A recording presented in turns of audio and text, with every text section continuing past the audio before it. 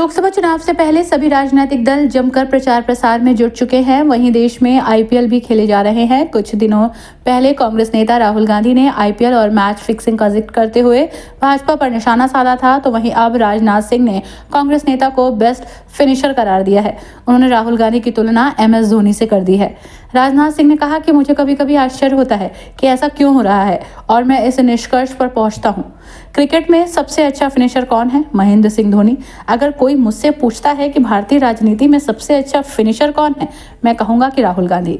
यही कारण है कि कई नेताओं ने कांग्रेस छोड़ दी है। के साथ गति आई है तो उसमें मध्य प्रदेश का भी एक बहुत बड़ा योगदान है। लेकिन मुझे लगता है 4 महीने पहले ही मध्य प्रदेश के लोगों ने अपने मतों का प्रयोग किया है, विधायकों का चयन किया है और फिर से उनके सिर पर लोकसभा चुनाव आ गया। स्वाभाविक है कि आपका समय बर्बाद होता है। लोकसभा का चुनाव, विधानसभा का चुनाव, और इस देश में लगभग हर साल 2, 3, 4 विधानसभाओं के चुनाव होते ही रहते हैं। अब 5 साल में लोकसभा का तो होना ही होना है। लोकसभा बंद हो गई तो बीच में भी चुनाव होगा।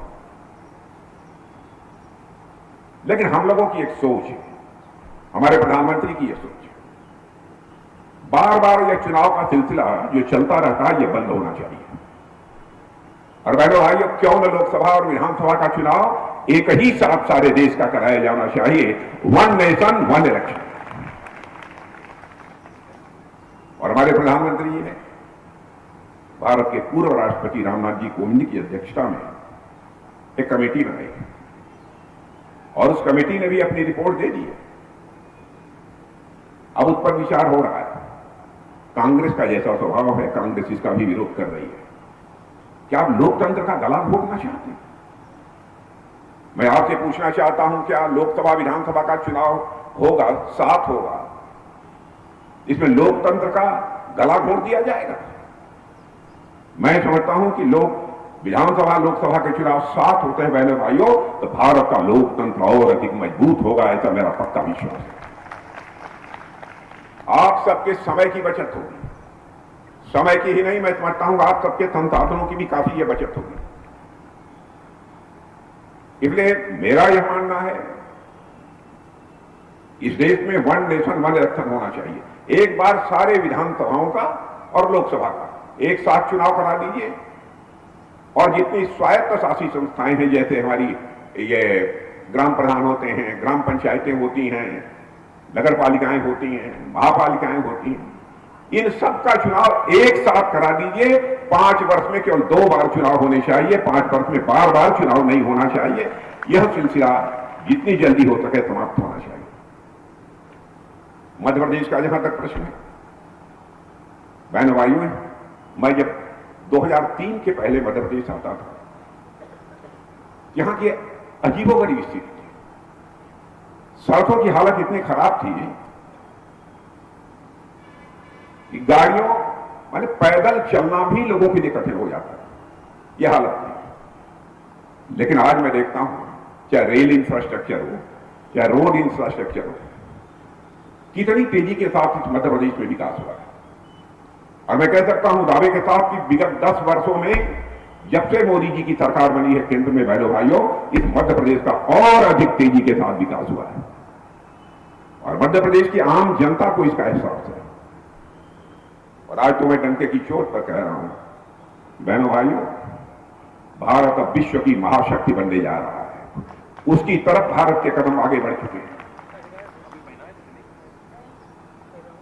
10 वर्ष पहले भारत दुनिया के देशों में अर्थव्यवस्था के आकार, इकोनॉमी के साइज के मामले में दुनिया के देशों में 11वें स्थान पर था।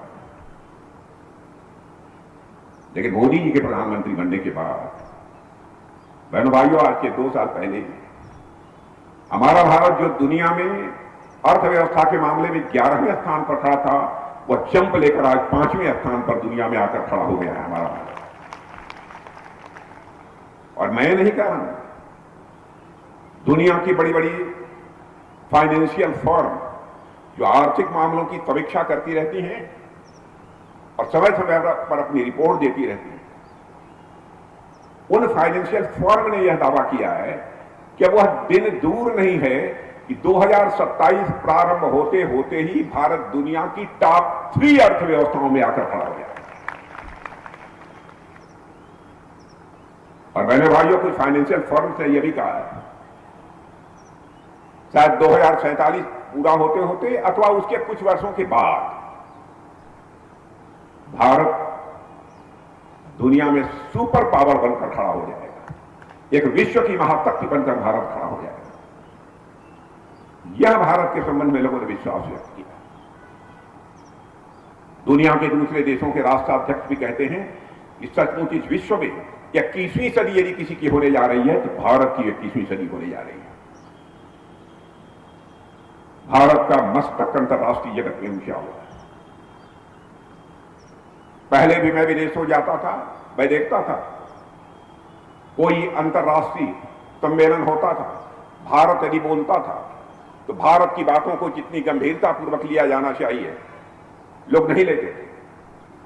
लेकिन आज यदि भारत अंतर्राष्ट्रीय मंचों पर कुछ बोलता है तो सारी दुनिया कान खोलकर सुनती है कि भारत बोल क्या रहा है।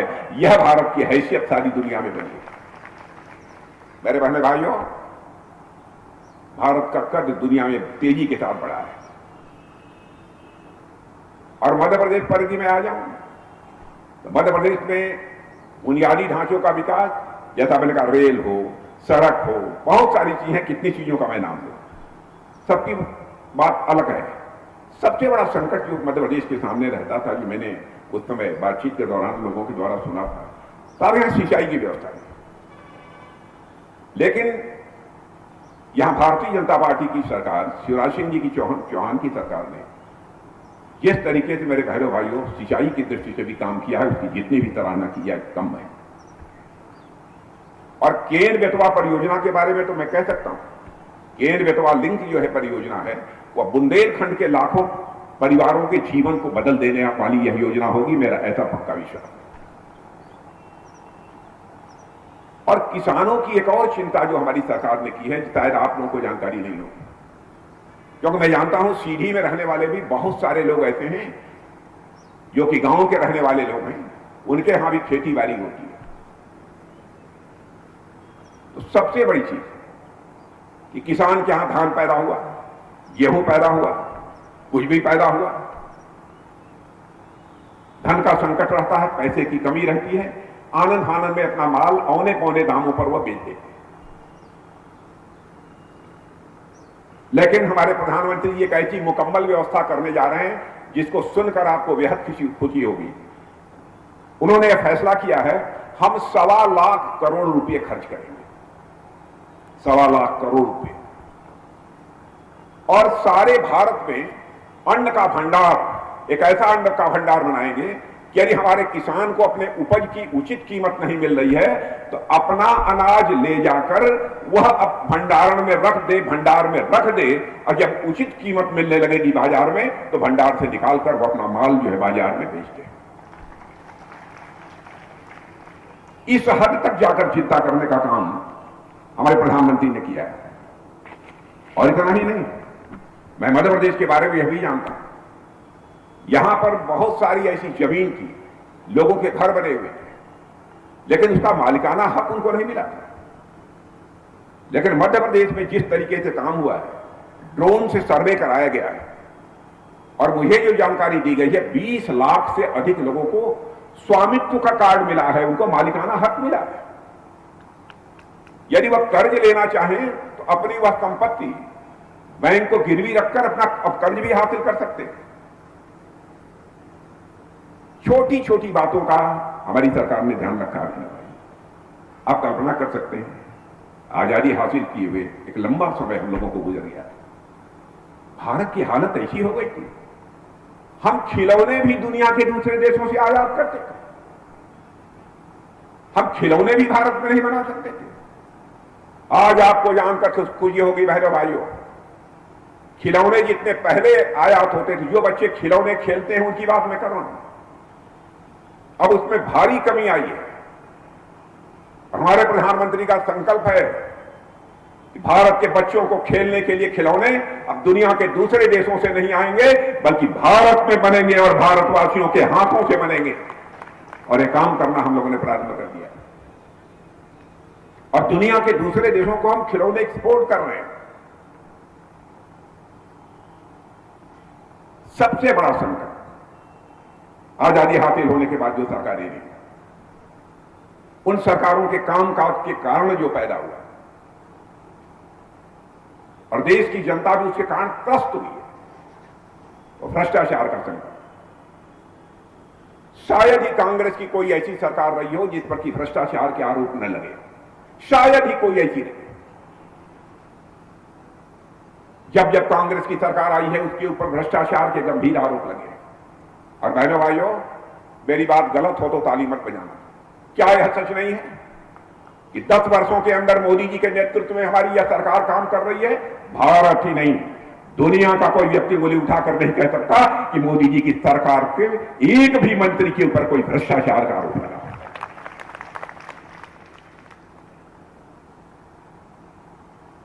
कांग्रेस का और भ्रष्टाचार का बहुत ही अटूट रिश्ता है, बहुत ही अटूट रिश्ता है। मैं उसकी कल्पना नहीं कर सकता। मैंने एक फिल्म देखी थी बचपन में, मैंने प्यार किया, और उस फिल्म में सलमान थे और नायिका कौन थी वो तो मैंने नहीं देखा था। आप जानते होंगे बच्चे, देखा था? एक गाना था तू चल मैं आई, एक गाना था तू चल मैं आई। ऐसा ही रिश्ता करप्शन का और कांग्रेस का है। करप्शन कहता है ऐ कांग्रेस तू चल फिर मैं आई। आपने देखा होगा जहां भी कांग्रेस आई वहां करप्शन ये पहुंच गया, ये हालत है। और कांग्रेस तो सारे देश में समाप्त हो गई है। आपने देखा कि जिस कांग्रेस का वर्चस्व था भारत की राजनीति में, हिंदुस्तान के अधिकांश राज्यों में सरकार यदि किसी राजनीतिक पार्टी की थी तो कांग्रेस की थी। लेकिन अब कांग्रेस समाप्त हो रही है। गिने चुने 2-3 राज्यों में उनकी सरकारें रह गई हैं, छोटे छोटे राज्य। यह हालत हो रही है। मैं कभी सोचता हूं कि ऐसा क्यों होगा। तो बहनों भाइयों, मैं इस नतीजे पर पहुंचता हूं, क्रिकेट में सबसे मशहूर फिनिशर कौन है, मैं आपसे पूछना चाहता हूं। नौजवान बताएं, क्रिकेट का सबसे माना जाना फिनिशर कौन है? धोनी। तो भारत की राजनीति का सबसे अव्वल फिनिशर कौन है, हमसे कोई पूछे तो राहुल गांधी।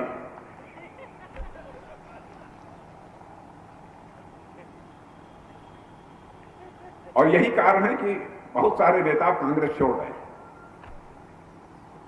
और मुझे लगता है कि अब आगे नहीं कहूंगा।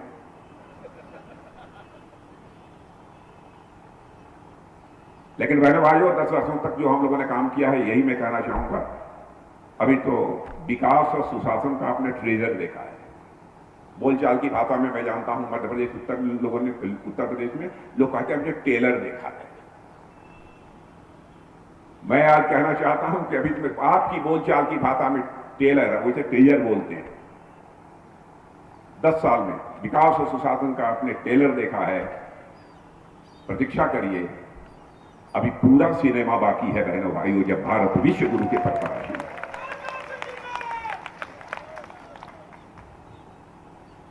आपका समर्थन चाहिए। आप ये कहेंगे कि आप लोगों ने क्या कर दिया, क्या कर दिया, क्या आपको समर्थन दिया जाना चाहिए। 10 वर्षों का मोदी जी का जो गवर्नमेंट का जो ट्रैक रिकॉर्ड है बहनों भाइयों, वह शानदार है। कोई मातालाल हमारे ट्रैक रिकॉर्ड पर सवालिया निशान नहीं लगा सकता। हमारी सरकार के बारे में यह पक्का भरोसा हो गया है, सरकार में बैठे हुए लोग जो बोलेंगे वही करेंगे, झूठ कभी नहीं बोलेंगे। राजनीति में विश्वसनीयता सबसे बड़ी पूंजी होती है। और मैं अपने डॉक्टर राजेश मिश्रा से भी कहूंगा, जनता से वादे मत करना, जनता का आशीर्वाद लेना कि जनता हमको आशीर्वाद दे। मेरे अंदर वह शक्ति और सामर्थ्य पैदा हो ताकि जनता की अपेक्षाओं की कसौटी पर मैं खरा उतर सकूं। वादे नहीं करने चाहिए, इसके कारण विश्वास का संकट पैदा होता है। आपने देखा होगा 70-71 वर्षों के इतिहास में बराबर कांग्रेस से बड़े बड़े वादे कर दिए। शायद आंशिक रूप से भी अपने वादों को कांग्रेस ने पूरा कर दिया होता तो आज के कई वर्षों पहले भारत दुनिया का एक ताकतवर देश बन गया होता। 10 वर्षों के अंदर हमने पूरा किया, हमारे प्रधानमंत्री मोदी जी ने पूरा किया। क्या दुनिया के दूसरे देशों के राष्ट्राध्यक्ष कहते हैं 21वीं सदी किसी की होने जा रही है तो हमारे और आपके भारत की होने जा रही है। बहनों भाइयों, ये मैं नहीं कह रहा हूं, राष्ट्राध्यक्ष कह रहे हैं। सरकार ऐसे चलाई जाती है। बैठ जाइएगा। अजीबोगरीब स्थिति इन लोगों ने पैदा कर दी। लोगों की धारणा बन गई थी नेता कभी सच नहीं बोलते हैं, नेता कहते कुछ है करते कुछ है। नेताओं की खतनी और करनी में अंतर होने के कारण भारत की राजनीति पे विश्वास का संकट पैदा हो गया। नेता का मतलब कि झूठ बोलने वाला। आज के कुछ वर्षों पहले एक धारणा बन गई, लोग भरोसा नहीं करते थे, लेकिन भारत की राजनीति में पैदा हुए इस विश्वास के संकट को किसी ने सीना चौड़ा करके चुनौती के रूप में स्वीकार किया है। बहनों भाइयों, तो भारतीय जनता पार्टी ने और हमारे नेता मोदी जी ने स्वीकार किया। और मैं यहां पढ़े लिखे लोगों से कहना चाहता हूं, और मैं अपने प्रेस के मित्रों से भी कहना चाहता हूं, हमारे सारे घोषणा पत्रों को उठाकर देख लीजिए कि हमने जो कहा है वह किया है कि नहीं किया। मुझे याद है 1984 से हम कहते चले आ रहे हैं एक दिन वह आएगा जब हमारी यहां सरकार बनेगी, अयोध्या की धरती पर भव्य राम का मंदिर बनकर रहेगा। लोग ये कहते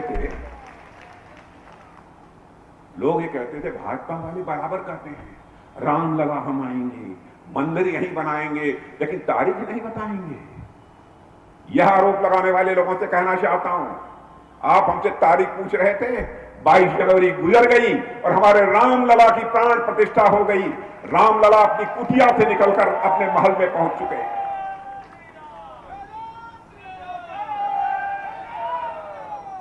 रामलला अपनी कुटिया से निकलकर बहनों भाइयों राजमहल में पहुंच चुके हैं।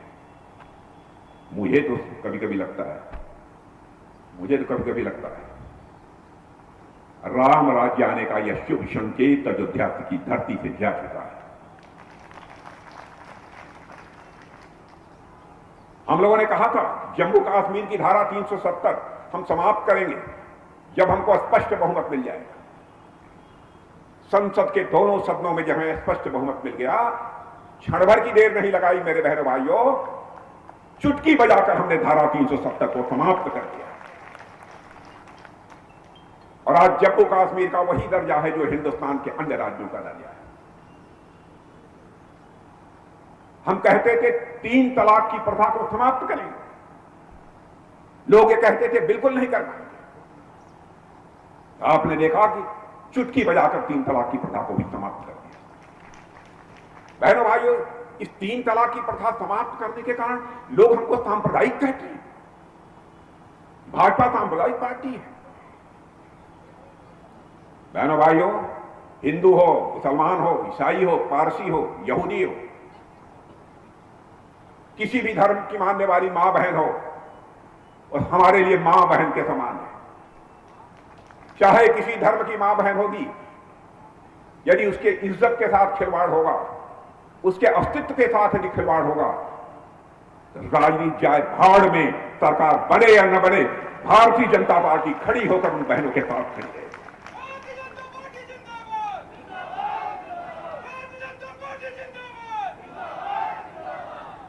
हर चीज को जाति, पंथ और मजहब के नजरिए से देखा जाएगा। मेरे बहने भाइयों, राजनीति जाति, पंथ और मजहब के आधार पर नहीं की जानी चाहिए। राजनीति यदि की जानी चाहिए तो इंसाफ और इंसानियत के आधार पर की जानी चाहिए। राजनीति का आधार तुष्टीकरण नहीं होना चाहिए। हम क्या कर देंगे तो फला खुश हो जाएंगे और उनका वोट हमको मिल जाएगा। हम केवल वोट हासिल करने के लिए राजनीति नहीं कर रहे हैं, हम देश बनाने के लिए राजनीति कर रहे हैं। भारत माता का मस्तक ऊंचा करने के लिए हम राजनीति कर रहे हैं। जो हम लोगों ने कहा, देश की आंतरिक सुरक्षा का यहां तक सवाल है। क्या हालत थी, किसी न किसी राज्य में आपको आतंकवादी घटनाएं, बड़ी आतंकवादी घटनाओं की जानकारी समाचार पत्रों के माध्यम से और साथ ही साथ इलेक्ट्रॉनिक चैनल्स के माध्यम से प्राप्त होती थी। आज क्या हालत है? सुना है देश के किसी राज्य में आतंकवादी वारदात? हमारा पड़ोसी देश पाकिस्तान है। बहनों भाइयों, वैसे पड़ोसी देशों के साथ अपने अच्छे रिश्ते हम बनाकर रखना चाहते हैं, क्योंकि हमारे अटल बिहारी वाजपेयी जी कहा करते थे, दोस्त बदल सकता है लेकिन पड़ोसी नहीं बदल सकता। हम लोग इसको मानने वाले थे। लेकिन यदि कोई योजनाबद्ध तरीके से हमारे देश में आतंकवाद का बढ़ावा देने की कोशिश करेगा तो हम उसका मुंहतोड़ जवाब देंगे। बहनों भाइयों, इसमें रंच मात्र में संकोच नहीं। हमने करके दिखा दिया है। भारत अब कमजोर भारत नहीं रहा है। भारत सीमा के इस पार भी मार सकता है और जरूरत पड़ी तो सीमा के उस पार भी जाकर भारत मार सकता है। यह करके हमने दिखा दिया।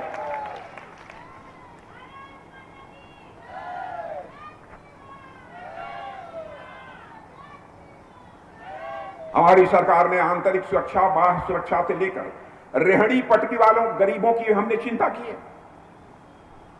क्या आप कल्पना कर सकते हैं? देश की आंतरिक और बाह्य सुरक्षा की भी चिंता की है, लेकिन अपने पटरी पर, रेहड़ी पटरी काम करने वाले लोगों की भी चिंता की है।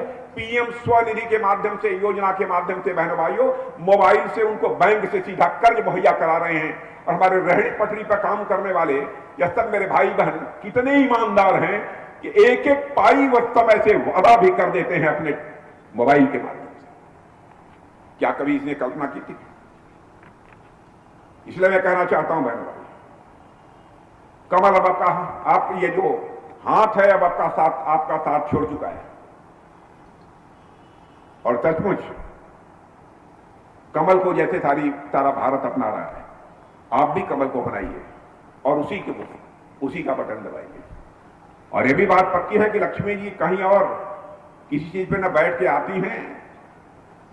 लक्ष्मी जी आती हैं तो केवल कमल के फूल पर बैठकर आती हैं घर में, और कहीं से नहीं आती हैं। आज मैं कह सकता हूं कि अपने प्रधानमंत्री मोदी जी के नेतृत्व में एक नई सोच के साथ नए भारत का निर्माण होते हुए हम सभी प्रत्यक्ष अपनी आंखों से देख रहे हैं। और बहनों भाइयों, हमारा ये भारत अपने स्वर्णिम अतीत से प्रभावित है। भारत कभी सोने की चिड़िया था, आज हमारे भी दिल की यह तड़पन है फिर से भारत सोने की चिड़िया बने। बहनों भाइयों, हम यही चाहते हैं।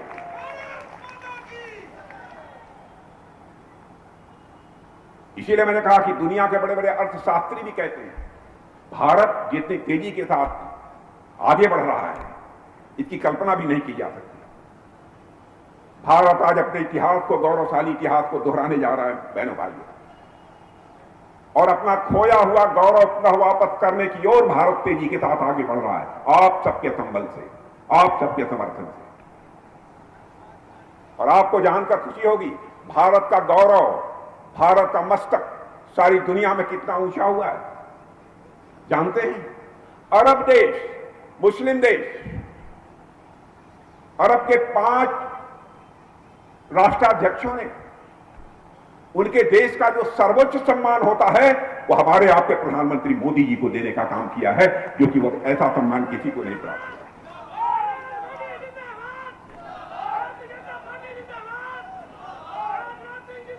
और मैं यह नहीं कहना चाहता इसके पहले सरकारों ने कुछ न किया होगा थोड़ा बहुत, लेकिन विकास किसे कहते हैं इसका एहसास पहली बार यदि हमारे देशवासियों को हुआ है तो मोदी जी की सरकार बनने के बाद हुआ है। और यही कारण है कि 2014 में आप लोगों ने आशीर्वाद दिया था, फिर आपने 2019 में भी आप सबका आशीर्वाद हम लोगों को प्राप्त हुआ है मेरे बहनों भाई। यह बहुत ही सौभाग्य का विषय है। इसलिए मैं कहना चाहता हूं अरे अजीबोगरीब। मैं अब रक्षा मंत्री हूं, आप कहेंगे देश की सीमाओं का क्या हो रहा है? बताएं देश की सीमाओं क्या हो रहा है? बस इतना ही कहना चाहूंगा, भारत अब कमजोर भारत नहीं रहा है। मैं समझता हूं अकलेमंदी सारा का हर चीज का मुंहतोड़ जवाब देने की ताकत अब हम लोगों के अंदर बहनों भाइयों आ चुकी है। इसलिए मैं आप सबसे कहना चाहता हूं कि आप सभी का समर्थन भारतीय जनता पार्टी को प्राप्त होना चाहिए। यह मेरा आप सबसे अनुरोध है। हम आपसे क्यों वोट मांग रहे हैं? हम आपसे वोट इसलिए मांग रहे हैं ताकि महंगाई पर लगाम लगी रहे। हम आपसे वोट इसलिए मांग रहे हैं कि देश के दुश्मनों में डर बराबर बना रहे। देश के दुश्मनों में डर बराबर बना रहे। निवेश का यानी इन्वेस्टमेंट का, निवेश और नौकरी के अवसर बढ़ते रहे। इसलिए हम आपसे वोट मांगते हैं। हम विकसित भारत का निर्माण कर सके इसलिए हम आपसे वोट मांगते हैं। तेजी से आधुनिक इंफ्रास्ट्रक्चर का विकास इस देश में हो सके इसलिए आपसे वोट मांग रहे हैं। भारत आत्मनिर्भर बने इसलिए हम आपसे वोट मांगते हैं। हम तोप टैंक गोले फाइटर प्लेन हम दुनिया के दूसरे देशों से मंगाते थे। बहनों भाइयों, आज रक्षा मंत्री के रूप में आपको बताते हुए मुझे खुशी हो रही है। 2014 के पहले बामुश्किल 600 करोड़ रुपए का एक्सपोर्ट यानी दुनिया के दूसरे देशों को हम देते थे। बामुश्किल 600 करोड़। 10 वर्षों के अंदर ही वह करिश्मा हम लोगों ने कर दिया।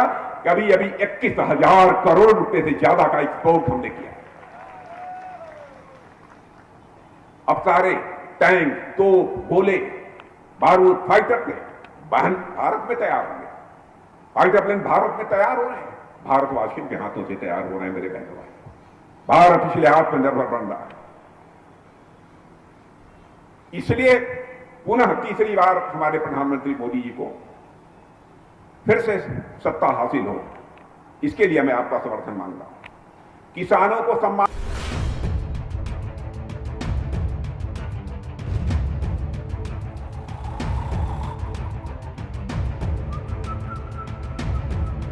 हर बड़ी खबर का असली एड्रेस है खबरनामा। इसलिए हर न्यूज अपडेट के लिए सब्सक्राइब करें और फॉलो करें खबरनामा। और इस वीडियो के लाइक बटन को प्रेस कर इस वीडियो पर कमेंट के जरिए अपनी राय देना ना भूलें।